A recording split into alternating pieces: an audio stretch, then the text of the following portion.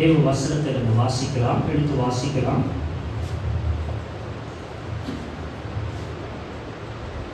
உபாகமம் 15ஆம் அதிகாரம் 5ஆம் வசனம். உன் தேவனாகிய கர்த்தர் உனக்கு சுதந்திரிக்கும்படி கொடுத்த தேசத்தில் உன்னை மென்மேலும் ஆசீர்வதிப்பார். ஆண்டவர் சுதந்திரமாய் உனக்கு கொடுக்கிற தேசத்துல உன்னை ஆண்டவர் எப்படி வைக்கணும் அப்படின்னு சொல்றாருன்னா, மென்மேலும் ஆசீர்வாதமா வைக்கணும் விரும்புகிறார். நீங்க பார்த்தீங்கன்னா ஆண்டவர் நம்மளை ஆசீர்வதிக்க விரும்புகிறார். பக்கத்தில் இருக்கிறவங்கள பார்த்து சொல்றேன், இந்த ஏப்ரல் மாதம் உங்கள் வாழ்க்கையில் 2 வித ஆசீர்வாதங்களை ஆசீர்வதிக்க போகிறோம். முதலாவது உலகத்துக்குரிய ஆசீர்வாதம். நீங்கள் பார்த்தீங்கன்னா அநேக பேருக்கு நம்ம ஆசீர்வாதமாக இருக்கணும் அப்படின்னு சொன்னால், இந்த உலகத்தில் நம்மளை பார்க்கும்போது நம்ம அவங்க கண்களுக்கு என்னவா தெரியும்? கர்த்தருடைய சாயலா தெரியும், கர்த்தருடைய ரூபமா தெரியும், கர்த்தருடைய பலத்தில் செயல்படுகிறவர்களா தெரியும். அதனால ரொம்ப அதிகமாய் தேவனை நோக்கி நீங்கள் ஜெபிங்க. சில போதகர்களுக்காக நான் முக்கியமாக ஜெபிக்க விரும்புகிறேன். அதனால் நான் ஞாயிற்றுக்கிழமை சில போதகர் பெயர்களை உங்களுக்கு தருவேன். சத்துரு இவர்களுக்கு விரோதமாக எழும்பி இவர்கள் சாட்சிகளுக்கு விரோதமாக போரிடுகிறதை பார்க்கிறோம். சபை வளர்ச்சி, சபை ஆசீர்வாதங்களுக்கு விரோதமாக நீங்கள் சத்துரு நிற்கிறத பார்க்கிறோம். அதனால் ஜெபிப்பது அவசியம். ஊழியக்கார சுகத்துக்காக, க்ஷேமத்துக்காக, ஊழியர்களுக்காக, ஆத்துமாக்களின் பாதுகாப்புக்காக, ஆத்துமாக்கள் ஆவிக்குரிய வளர்ச்சியில் அதிகமாக வளர்கிறதுக்காக நம்ம ஜெபிக்க போகிறோம். இந்த வேளையில் வசனத்துக்காக நம்ம ஜெபிக்கலாம். அன்பின் பரலோக பிதாவே, நீங்கள் எங்களை எப்படியா மாற்ற விரும்புகிறீங்களோ அப்படியா மாற்றுகிறதுக்கு எங்களை ஒப்பு கொடுக்கிறோம். நீர் மென்மேலும் எங்களை கர்த்தருக்குள் ஆசீர்வதிக்க விரும்புகிறீர்கள். அப்படியா எங்களை நடத்தும். இயேசுவின் நாமத்தில் நாங்கள் ஜெபிக்கிறோம் பிதாவே, ஆமென். இயேசு ஆசீர்வதிக்க விரும்புகிறார். எத்தனை பேருக்கு நான் ஆசீர்வாதத்தில் இல்லை சாபத்தில் இருக்கணும் அப்படின்னு நினைக்கிறோம்? யாரும் விரும்ப மாட்டாங்க இல்லைங்களா? நம்ம யாரும் சாபத்தில் இருக்க விரும்ப மாட்டோம். நம்ம யாரும் இன்னைக்கு வேதனையிலையோ, குறைவிலையோ, தேவைகள் மத்தியிலையோ, சோதனைகள் மத்தியிலையோ இருக்க விரும்ப மாட்டோம். ஏன்னா நம்ம கர்த்தருடைய பிள்ளைகள். கர்த்தருடைய பிள்ளைகளுக்கு தேவனுடைய கட்டளையின் ஆசீர்வாதம் வேற ஆண்டவரால் அருளப்பட்டது.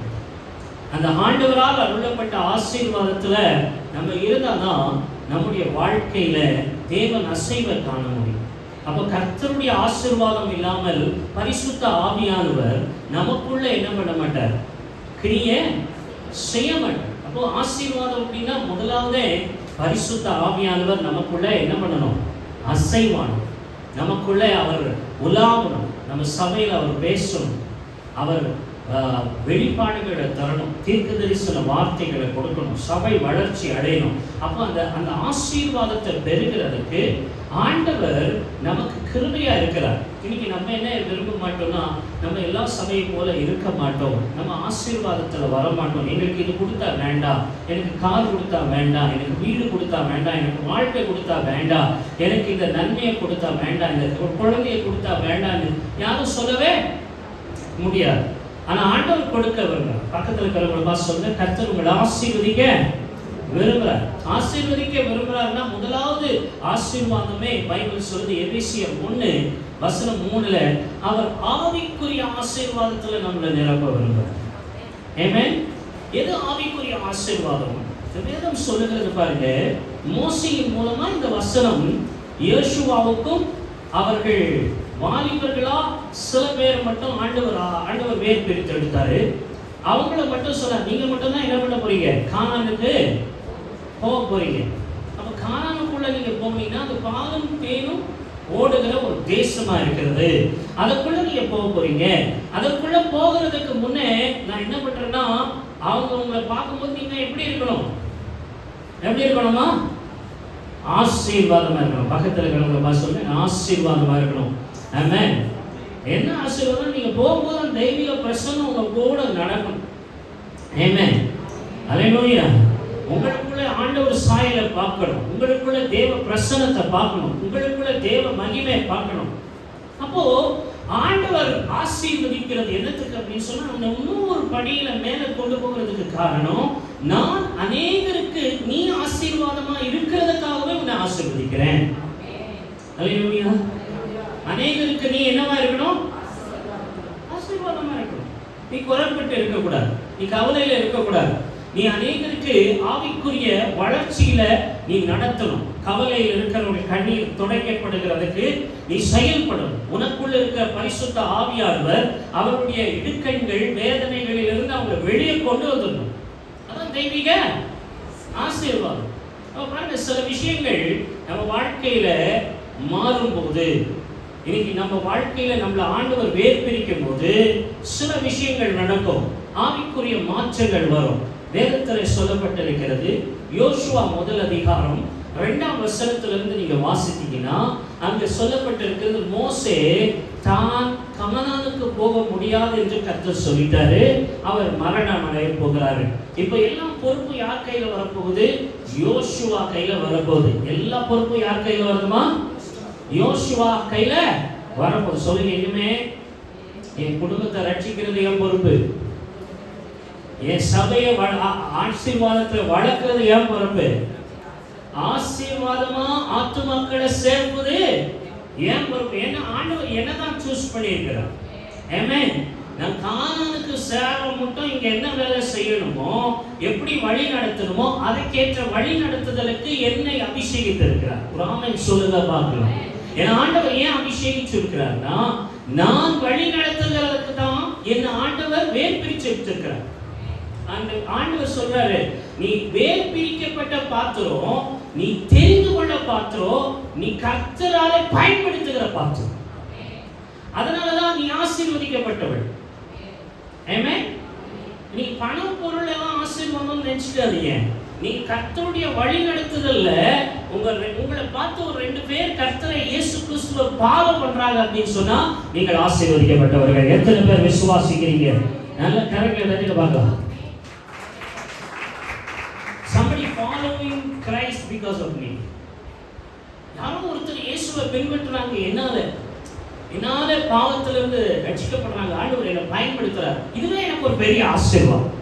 இவ பாருங்க, ஆண்டவர் சொல்றார் மோசேயை பார்த்து, நீ இனிமே இருக்க மாட்டப்பா, எல்லாம் பொறுப்பு யார் கையில கொடுத்துட்டேன்? யோசுவா கையில கொடுத்துட்டேன். அப்ப யோசுவா என்ன பண்ண போறாரு? இனிமே நடத்த போறாரு. அப்ப யோசுவாவை நீங்க பாத்தீங்கன்னா மோசே சொல்றார், கர்த்தர் உங்களை மென்மேலும் ஆசீர்வதிப்பார். கர்த்தர் எப்படி ஆசீர்வாதமா இருப்பார் என்று யோசுவாவுக்கு ஆண்டவர் விளக்கி சொல்றார். நீங்க பாத்தீங்கன்னா 3வது வசனத்திலிருந்து வாசிக்க கேட்கலாம். வாசிக்க 3வது வசனம். யோசுவா 1 அதிகாரத்துல 3வது வசனத்தை உங்க வேதத்துல இருந்து எடுத்துக்கோங்க. நான் மோசேக்கு சொன்னபடி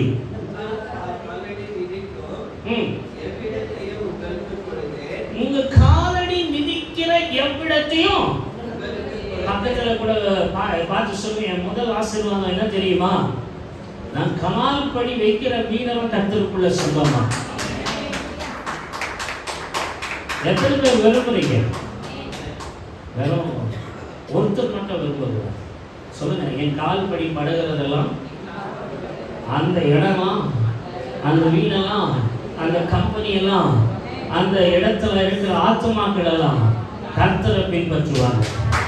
எத்தனை பேர் விசுவாசிக்கிறீங்க? ஆமென். அப்போ ஆண்டவர் பாருங்க, முதலாவது ஆண்டவர் கொடுக்கிற ஆசீர்வாதத்தை நல்லா நினைச்சுக்கீங்க. somebody following you, யாரோ உங்களை பின்பற்றுறாங்க. எதற்காக அப்படின்னா, உங்களுக்குள்ள இருக்கிற இயேசு வல்லமையாய் தோன்றுகிறார், அவர் வெளிப்படுகிறார். இன்னைக்கு மோசேக்குள்ள இருந்த இயேசு கிறிஸ்து இன்னைக்கு யாருக்குள்ள இருக்கிறார்? பரிசுத்த ஆவியானவர். இப்போ யாருக்குள்ள வந்துட்டாரு? இப்போ யார் லீட் பண்ண போறாரு? யோசுவா லீட் பண்ண போறாரு. அப்போ அவருக்குள்ள ஆண்டவருடைய மகிமை இறங்கி வந்துருச்சு. இப்போ மோசே அந்த இடத்துல இருந்து மறைஞ்சு போக போறார். அந்த இடத்துல அவர் இனியிலிருந்து காணப்பட மாட்டார் அப்படின்னு நினைச்சுக்கலாம். அவர் இனிமே என்ன பண்ண மாட்டாரு? ஒருத்தரையா முன்னால போயிட்டு இருந்தார் மோசே, 40 வருஷம் முன்னால செஞ்சுட்டு இருந்த அந்த மோசே இப்ப என்ன பண்ண போறாரு? வழி நடத்துறதுக்கு ஆள் இல்லாம போயிடுறாரு. இப்ப ஆண்டவர் யோசுவாவை பார்த்து சொல்றாரு, அப்பா இனிமே இந்த ஜனத்தின் பொறுப்பெல்லாம் ஒண்ணுது. பக்கத்துல இருக்கிறவங்கள பார்த்து சொல்லுங்க, எத்தனை பேர் உனக்காக கொடுத்துருப்பாரு குடும்பத்துல? அவங்க பொறுப்பெல்லாம் ஒண்ணுதுதான். அவங்க கெட்டு போனா உன்னுடைய பொறுப்பு, அவங்க ஆவிக்குரிய வாழ்க்கையில வந்தா அது உங்களுடைய பொறுப்பு. ஆமென், அல்லேலூயா. அப்போ ஆண்டவர் ஒரு குடும்பத்தை ஏன் உன் கையில கொடுக்கிறார் அப்படின்னு சொன்னா, அவர்கள் உன் கட்டுப்பாட்டில் வராதவர்களா இருந்தாலும் அவர்களை கட்டுப்பாட்டில் கொண்டு வருகிற உன் ஆவிக்குரிய நடத்தையினால அவருடைய ஆண்டவருக்குள்ள நடத்த முடியும். எல்லாம் மோச பேச்சு கேட்கிறாங்களா? இஸ்ரவேல் ஜனங்கள்லாம் மோசே பேச்ச கேட்கல. ஆனா நடத்துறது யார் வேலை? சொல்லுங்க, யார் கேட்கலாம் பரவாயில்ல, ஃபர்ஸ்ட் நான் பாட்டுக்கு கடவுளுக்குள்ள பக்தி வைராக்கியமா வளர்ந்துட்டேன் இருக்கும். இன்னைக்கு ஒரு ஆவிக்குரிய மாற்றத்தை என் வாழ்க்கையில கொண்டு. அப்ப ஆண்டவர் சொல்லுறா இருப்பாங்க, நீங்க வழி நடக்கும் போது ஆண்டவர் ஒரு விசாலத்தை உண்டாக்கி கொடுக்கிறார். சொல்லுங்க, நான் ஆண்டவருக்காக நடக்கும் போது, முதலாவது நம்ம ஆண்டவருக்குள்ள நடக்கும் போது நம்மை பின்பற்றுகிற ஜனங்களை கர்த்தர் நமக்காக கொடுக்கிறார். அல்லேலூயா. அவங்க நீங்க மிஸ்யூஸ் பண்ணிடக்கூடாது. இவங்களை ஏன் கொடுத்துருக்கிறார் தெரியுமா? இவங்களால ஏதோ ஒரு தேவைக்கு நமக்கு கொடுத்துருக்கிறாரு, ஏதோ ஒரு தேவைக்கு உங்களை பயன்படுத்திக்கலாம் அப்படின்னு நீங்க நினைச்சிடாதீங்க.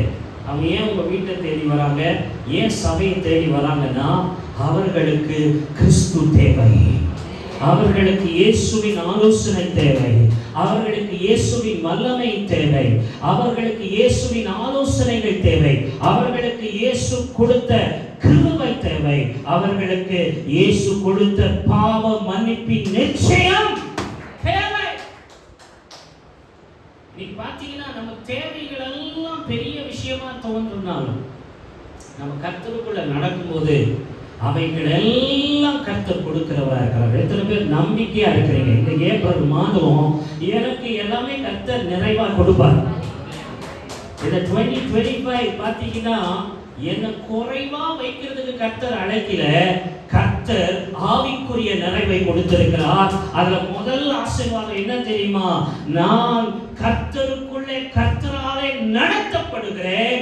கர்த்தராலே நடத்தப்படும்போது என்னை பின்பற்றுகிற ஜனங்களை ஆண்டவர் ஏற்படுத்தி துறளா இந்த ஏப்ரல் மாதத்துல உங்க வாழ்க்கையில தீர்க்க தரிசனமா உங்களை பின்பற்றுகிற சில பேரை ஆண்டவர் ஏற்படுத்தி கொடுக்க போகிறார். எத்தனை பேர் ஆமென் என்று சொல்ல முடியும்?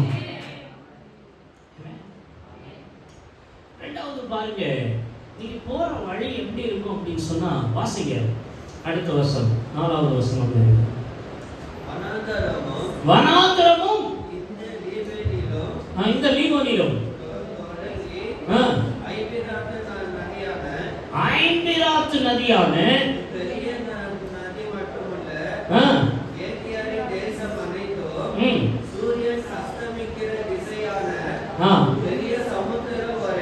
சூரியன் அஸ்தமிக்கிற திசையான பெரிய சமுத்திரம் வரைக்கும்.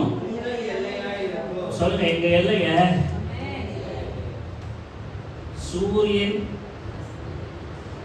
உதித்து அஸ்தமிக்கிற திசை வரைக்கும். சொல்லுங்க, சூரியன் உதித்து நதி தொடங்கி கடல் சேருகிற வரைக்கும் என் எல்லையை விரைவாக்கி இந்த ஊழியத்தை ஆசீர்வதித்தார். என் எல்லையை விரைவாக்குறார். நீங்க பார்த்தீங்கன்னா அநேக பேருடைய வாழ்க்கை எப்படி இருக்கும் தெரியுமா? வேலை, வீடு, வேலை, வீடு, சபை, வேலை, வீடு, சபை. சொல்லுங்க, வேலை, வீடு, இது இப்படிதானே ஓடிட்டு இருக்கு. ஆண்டவர் சொல்றேன், இனிமே உங்க எல்லைகளை நான் என்னவா மாற்றினேன்? பெருசாக. சொல்லுங்க, ஆண்டவர் உங்க எல்லைகளை பெரிதாக்க போறார். உங்க ஆசீர்வாதத்தை பெரிதாக்க போகிறார். அல்லேலூயா.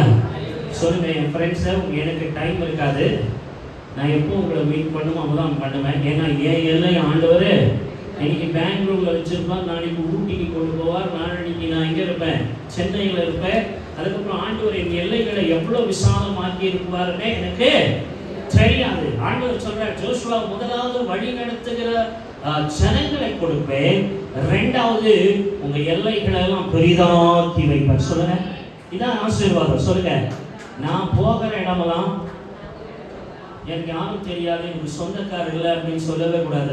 இயேசு கிறிஸ்துவின் பிள்ளைகள், உங்களுக்காக ஆயத்தப்படுத்தின பிள்ளைகள், உங்களுக்காக தெரிந்து கொள்ளப்பட்ட பிள்ளைகள், உங்களுக்காக வேர்பிரிக்கப்பட்ட பிள்ளைகள் அந்த இடத்துல உங்களுக்காக வைக்கப்பட்டிருக்கிறார்கள். அவர்களை நீங்க சந்திக்க போறீங்க. உங்களை எல்லைகளை விசாலமாக்கி கத்த நல்லா தட்டுங்க பாருங்க. நீங்க பாருங்க, நமக்கு இந்த இடத்துல ஊழியம் செய்யும்போது வீதரில் ஒரு பையன் தொடர்பு கொண்டு இருக்கிறான் நம்ம ஊழியத்தில்.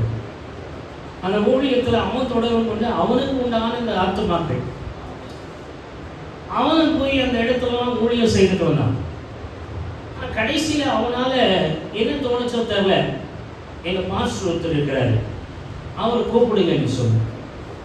சரி பாருங்க, ஒரு அறிமுகம் இல்லாத ஒரு இடத்துக்கு கொண்டு போகணும்னா நமக்குன்னு ஒரு ஆள் வச்சிருப்பார். சொல்லுங்க, நமக்குன்னு ஒரு வழியை வச்சிருப்பேன். நான் எப்படி போய் இந்த ஊழியத்தெல்லாம் செய்வேன், இங்கெல்லாம் எப்படி போய் நிற்பேன், இங்கெல்லாம் எங்கே போய் பேசுவேன், இந்த சபையில் என்னால் பேச முடியுமா, இந்த ஆராதனையை செய்ய முடியுமா, நீ கவலைப்படாத. உன்னை கொண்டு போனால் உனக்குள்ள அந்த தாளந்து ஆண்டவர் வைத்திருக்கிறாருன்னு தான் உன்னை கொண்டு போகிறார். எத்தனை பேர் ஆமான்னு சொல்றீங்க? எத்தனை பேர் புரியுது? நம்ம சொல்லுவோம்ப்பா, நமக்கு இதெல்லாம் செய்யறதுக்கு என்ன இல்லை, ஹெபிலிட்டி இல்லை, நமக்கு இது தகுதி இல்லை. இல்லை, தகுதி இல்லாமையா கர்த்தர் உன்னை அழைச்சாரு, தகுதி இல்லாமையா உன்னை கர்த்தர் தம்முடைய பிள்ளையா மாற்றிக்கிறாரு, தகுதி இல்லாமையா உன்னை அபிஷேகம் பண்ணாரு, தகுதி இல்லாமையா கர்த்தர் வெளிப்பாடுகளையோ கர்த்தர் ரகசியங்களையோ உங்ககிட்ட பேசுறாரு. யோசிச்சு பாருங்க. அப்போ தகுதி இருக்கிறதுனால தான் ஆண்டவர் நம்மளை அழைச்சி வேர் பிரிச்சிருக்கிறார். இன்னைக்கு ஆண்டவர் சொல்றாரு, உன்னுடைய எல்லைக்கு அளவில்லை மக, நீ எங்கன்னா போ, நீ கால் மிதிக்கிற தேசம்லாம் ஒண்ணுதான். கரங்களை தட்டுங்க பாருங்க. எத்தனை பேர் விரும்புறீங்க? புருஷன் முந்தைய பார்த்துட்டு, புள்ள முந்தைய பார்த்து காலம் போயிடுச்சு, அது மேனேஜர் முடிஞ்சு பார்த்து இல்லை, உன் எல்லை விஸ்தாரமாக்க போகிறார். நீங்கள் பார்த்தீங்கன்னா நான் சொல்கிறேன், நீங்கள் தேர்ந்த தரிசனமா வெளியே ஊழியம் செய்கிறவங்க எல்லாம், வெளியே வேலை செய்கிறவங்கெல்லாம் சபையில் ஊழியங்களை செய்கிற பிள்ளைகளா, சபையில் வேலை செய்கிற பிள்ளைகளா, கர்த்தருக்காக அநேக காரியங்களை செய்கிற பிள்ளைகளா நீங்கள் கர்த்தருக்காக ஏற்படுத்தப்படுவீங்க. கர்த்தர் உங்களை பயன்படுத்துவார். அல்லேலூயா. சொல்லுங்க, உன் பக்கத்தில் விழுந்தவனை பார்க்காத, உன் பக்கத்தில் எழுப்பி நடந்தவனை பாரு. நம்ம எப்பவுமே பாருங்க, அவன் வந்துட்டு பக்கத்துலேயே வண்டி ஓட்டு டிராவல் தான், அவனுக்கு கிருபை இல்லை, நான் விழல. ஏன்னா என்னை வல பக்கத்திலும் இடப்பக்கத்திலோ அவர் தம்முடைய செட்டை மறைவில வைத்து ஆபத்து நேரிடாதபடி, எல்லாம் தீங்கு நேரிடாதபடிக்கு என்னை காக்கிற ஒரு தேவன் இருக்கிறாரு. நான் அங்க போனா இவங்க எப்படி பேசும்போது யாராவது ஏதாவது பண்ணுவாங்களா, யார் என்ன இந்த ஊழியத்தை எதிர்த்து நிற்பாங்களா, இந்த சுவிசேஷத்தை கூட்டத்தை தடை பண்ணுவாங்களா, பயப்படாது. ஆமென். நீங்க பார்த்தீங்கன்னா சில இடங்களில் நம்மளை பிரசங்கிக்கவே இல்லை, சில பகுதிக்கு போகும்போது, சில கிராமங்களுக்கு போகும்போது, ஆனாலும் தேவன் வெளிப்பட்டார். அல்லேலூயா. அந்த இடங்களில் தேவன் பெரிய அற்புதங்களை செய்தார் பாருங்க, பெரிய அற்புதம். முடியாத பகுதியில் சில இடங்களில் நீங்க என்ன பண்ணக்கூடாது, தேவனுடைய வார்த்தையை பேசக்கூடாது, தடை பண்ணாங்க. அந்த இடத்துலயே உண்மை பேசணும், அந்த இடத்துல பிசாசுகள் துரத்தப்பட்டது, அந்த இடத்துல தான் தேவன் வல்லமையா கிரியை செய்தார். வானானவங்களாம் வந்து கொஞ்சம் ஜெபம் பண்ணுவாங்க, அழுக்கு கர்த்தர் அற்புதம் செய்தார். கரங்களை தள்ளி விரும்புறீங்க சொல்லுங்க, வானான்னு சொன்னா உங்களுக்கு ஒரு நல்லா புரியணும், அந்த கிறிஸ்து ஏதோ ஒன்று செய்வார். ஆமென். இல்லைன்னு சொன்னா அந்த இடத்துல கிறிஸ்து இருப்பாரு. முடியாது என்ற இடத்துல முடியும்னு சாதிச்சு காட்டுகிறதுக்காக தான் கிறிஸ்துவ பிள்ளைகளை கர்த்தர் தம்முடைய வல்லமையில மறைத்து இந்த கடைசி நாட்களுக்கு ஏற்றவர்களா உங்களை ஆண்டவர் இந்த ஊழியத்துக்காக ஏற்படுத்தி இருக்கிறார். ஒரு ஆமென் சொல்லுங்க பாருங்க. ஆண்டவர் சொல்றாரு, எல்லாம் அளவில்லாததுப்பா. இப்போ கால் மிதிக்கிற தேசம்லாம் ஒன்று. இப்போ மோசே பேசுறதை நிறுத்திட்டாரு. இப்போ ஆண்டவர் பேசுறாரு. மோசே மறைச்சிட்டாரு. மோசைக்கு அடுத்து யோசுவாவோட யார் பேசணும், யார் லீட் பண்ணணும்? அப்பா நீ அபவ் டர்ன் பண்ணு, நீ ஸ்ட்ரைட்டாக போ, நீ இந்த பட்டணத்துக்கு போ, இந்த ராஜாவோட சண்டை போட்டு, இது பண்ணு அது பண்ணுன்னு சொல்லி உனக்கு ஆலோசனை சொல்றதுக்கு தேவன் உன்னோட கூட இருக்கிறார். நல்ல கருங்க தட்டுங்க. அடுத்ததான் ஆண்டவர் பேச ஆரம்பிச்சுட்டார். சொல்லுங்க, இனிமே ஏப்ரல் மாசத்துல கர்த்தர் என்னோடு பேசுவார். ஊழியத்தின் வழியா பேசுவார், சொப்பனத்தின் வழியா பேசுவார், ஊழியக்காரர் வழியா பேசுவார், ஞாயிற்றுக்கிழமையில பேசுவார், உபவாச கூட்டத்துல பேசுவார், வெள்ளிக்கிழமையில பேசுவார். நம்ம ஊழியம் இருக்கிற நாளெல்லாம் நம்மோடு. எத்தனை பேர் ஆண்டவர் பேசுறது விரும்புறீங்க? ஆமென் சத்தமா. என்னோட ஆண்டவர் பேசுவார். ஆண்டவர் யோசுவாவோடு பேசுறார். 5வது வசனத்தை சத்தமா வாசிங்க, கடைசியா முடிக்கலாம். நீ உயிரோடு இருக்கிற நாளெல்லாம் பக்கத்துல இருக்கிறவங்கள பார்த்தோம்னா உங்களுக்கு தான் ஆண்டவர் இந்த வாக்கு கொடுக்கிறார். இப்போ முதல் வார்த்தை என்ன பேசுறாரு பாருங்க. ஆண்டவர் பேசும்போது முதல் வார்த்தை பேசும்போதே யோசுவாவோடு அதோடு அது மட்டும் பேசல. பக்கத்துல இருக்கிறவங்கள பார்த்தோம்னா அது மட்டும். இப்போ ஒரு மனுஷன் தேவனுடைய காரியத்தை பொறுப்பெடுத்து நீங்க அந்த ஊழியத்தை நடத்த போறாரு. அவரை பார்த்து சொல்றாருப்பா, நீ உயிரோடு இருக்கிறனால ஒருத்தன் கூட உனக்கு முன்னால நிக்கிறது இல்லை. ஏன்னா இந்த உலகத்தையும் இந்த உலகத்தில் உள்ள அதிகாரங்களையும் உலகத்தில் உள்ள எல்லா சத்துருவின் வல்லமைகளையும் நான் மேற்கொண்டு இருக்கிறேன். அல்லேலூயா. நான் ராஜாக்களை தள்ளி ராஜாக்களை ஏற்படுத்துகிறேன். நீ இஸ்ரவேல் ஜனங்களை நடத்தி போகிற. இவர்களை நடத்தி போகும்போது உனக்கு எதிராக நிற்கிறவன் ஒருத்தனும் நிற்க மாட்டான் அப்படின்னு சொல்லி பக்கத்தில் இருக்கிறவங்கள பார்த்து சொல்லுங்க, உங்களை எதிர்த்து ஒருத்தரும், உங்கள் ஊழியத்துக்கு எதிராக ஒருத்தரும், உங்களுடைய ஆராதனைகளுக்கு எதிராக ஒருத்தரும், உங்களுக்கு உங்கள் குடும்பத்துக்கு எதிராக ஒருத்தரும், உங்கள் வேலைக்கு எதிராக ஒருத்தரும். ஏன்னா கர்த்தர் சொல்றார். அப்ப பேச ஆரம்பிக்கிற உடனே கர்த்தர் ஒரு தைரியத்தை கொடுக்கிறார். உனக்கு என்ன இருக்காது, உனக்கு விரோதமா ஒருவனும் உனக்கு முன்பாக. பக்கத்துல நல்லா சத்தமா கரங்களை தட்டி சொல்லுங்க, ஒருவனும் எதிர்த்து நிற்பதில்லை. ஒருவனும் எதிர்த்து நிற்பதில்லை. ஒருவனும் எதிர்த்து நிற்பதில்லை. எவ்வளவு பெரிய விஷயம் பார்த்தீங்களா? எவ்வளவு பெரிய மகிமை, எவ்வளவு ஒரு ஆசீர்வாதமான வாக்கு தத்துவம். ஒருவனும் உனக்கு முன்பாக. தொடர்ந்து படிமா. நான் யார் கூட இருந்தது போல. எப்படி இருந்தார் ஆண்டவர் மோசையோடு கூட? ஆமென் சொல்லுங்க பார்க்கலாம். எப்படி இருந்தாருங்க? எப்படி மோசையோடு இருந்தாரு? அதை சொல்லுங்க பார்க்கலாம். எப்படி இருந்தாருங்க? வல்லமை உள்ளவராக இருந்தார். மோசையோடு இருந்தபோது மோசை கேட்டாங்க, சமுத்திரத்தையே ஆண்டவர் திறந்து கொடுத்துட்டார். வட்டாந்தரையில் ஆண்டவர் நடக்க செய்தார். வானத்திலிருந்து மன்னாவை பொழிச்சார். 40 வருஷம் இரவும் பகலும் அவர்களை ஆண்டவர் அருமையா நடத்துறார். அவர்கள் வஸ்திரம் என்ன ஆகல, அவர்கள் கண்கள் என்ன ஆகல, அவர்கள் பாதரட்சை என்ன ஆகல, கேல அழுக்காகல. அப்போ பாருங்க, கர்த்தர் நடத்தினா கரைப்பட விட மாட்டார். நல்லா கரைகளை கட்டுங்க. நம்மளை கரைப்படுத்தி இவ்வளவு செய்ய முடியாது, உனக்கு இவ்வளவு பெரிய பாவம், இவ்வளவு பெரிய காரியங்களை உன்னை சத்துரு வஞ்சிச்சிருக்கிறான்னு சொல்லி உங்களை பத்தி பொய்யாய் சொன்னீங்கன்னா நீங்க நம்பாதீங்க.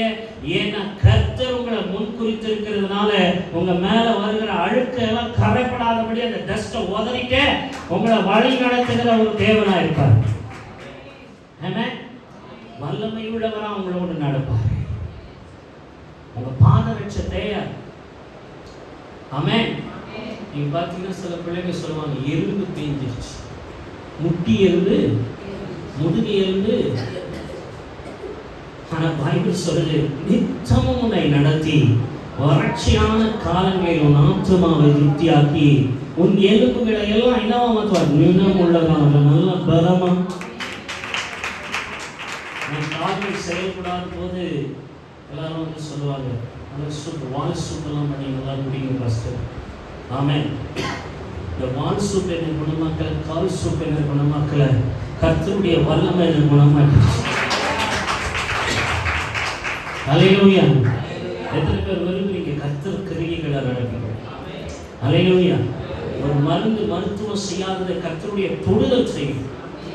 அவ்வளோ பாடுகள் மத்தியில் கர்த்தர் தொட்டு சுகமாக்கி எழுப்பது பெரிய விஷயம். எத்தனை கால் இங்கேருந்து ஒரு 3 ஸ்டெப்ஸ் வைக்கிறதுக்குள்ள அந்த கால் எவ்வளோ வெயிட்டாக இருக்கும் அப்படின்னா, அப்படியே ஒரு 100 kg காலில் வச்ச மாதிரி அப்படிப்பட்ட ஒரு வேதனை. ஆனால் எழுந்து நடக்க முடியாத வேதனையை தொட்டு சுகமாக்கி மறுபடியும் நிறுத்தி ஆரோக்கியப்படுத்த அவராலே கூடுமானால், என் ஆண்டவர் உங்களை பார்த்து சொல்றாரு, நான் உங்களோடு கூட இருக்கிறது மட்டுமல்ல, நான் உங்களை உங்கள் சத்துருக்கு முன்பாக வைக்கப்பட விட மாட்டேன். நான் மோசையோடு இருந்தது போல உங்களோடு கூட இருப்பேன். ஒருத்தரும் எதிர்த்து நிற்க முடியாது. அடுத்ததா சொல்றாரு, சொல்லுங்க. வாழ்க்கையில் எத்தனையோ பேர் வந்தாங்க போனாங்க, அதை பற்றியெல்லாம் கவலைப்படாதீங்க. வரவங்க போகிறவங்க இருந்தே இருப்பாங்க. ஆனால் உன்னை விட்டு போகாத ஒரு கர்த்தர், உன்னை கைவிடாத ஒரு கர்த்தர் இருக்கார். ஆமென். மனுஷன் வார்த்தைகள் ஏமாத்தினோம், கர்த்தருடைய வார்த்தை அது வாழ்க்கையை உருவாக்கி உருமாற்றி நிலைநிறுத்தி பலப்படுத்தி சகாயம் பண்ணும். ஹல்லேலூயா. அதற்கு ஆதாரமே நம்ம வாழ்க்கை தான். படுக்கையை மாற்றி நிறுத்தினார். ஆமென். பேச முடியாது. பேசும்போது நான் பிரசங்கம் பண்ணும்போதெல்லாம் நீங்கள் கவனிச்சிருப்பீங்க, ஆர்வமாக பேச முடியாது, சத்தமாக பேச முடியாது. நாக்கும் வாயும் ஒரு தளர்ச்சி அடைஞ்சது போல இருந்துச்சு.